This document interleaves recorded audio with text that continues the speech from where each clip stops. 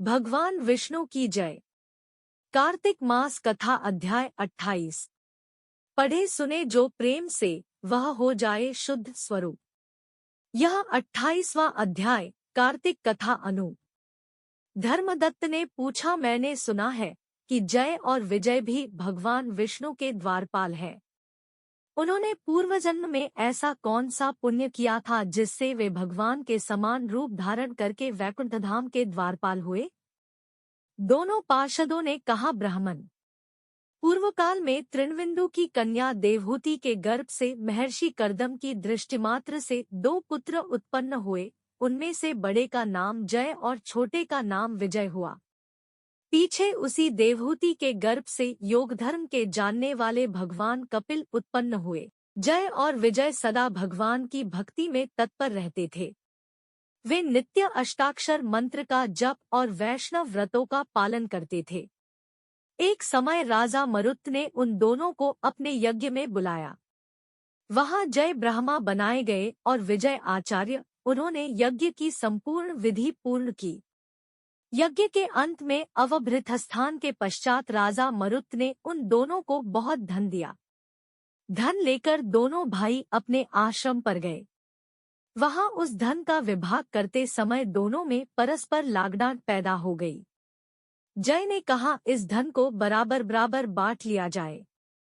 विजय का कहना था, नहीं, जिसको जो मिला है वह उसी के पास रहे। तब जय ने क्रोध में आकर लोभी विजय को शाप दिया, तुम ग्रहण करके देते नहीं हो, इसलिए ग्राह अर्थात मगरमच्छ हो जाओ।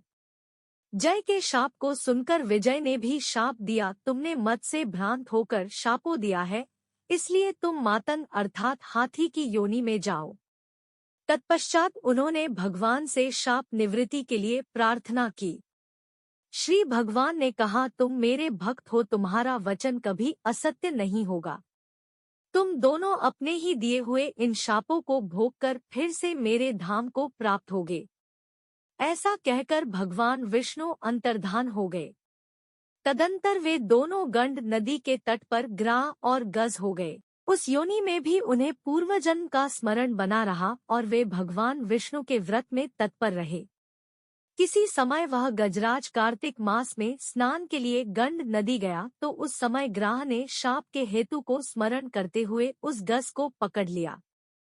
ग्राह से पकड़े जाने पर गजराज ने भगवान रमानाथ का स्मरण किया। तभी भगवान विष्णु शंख चक्र और गदा धारण किए वहां प्रकट हो गए। उन्होंने चक्र चलाकर ग्राह और गजराज का उद्धार किया और उन्हें अपने ही जैसा रूप देकर वैकुंठ धाम को ले गए। तब से वह स्थान हरिक्षेत्र के नाम से प्रसिद्ध है। वे ही दोनों विश्वविख्यात जय और विजय है, जो भगवान विष्णु के द्वारपाल हुए हैं।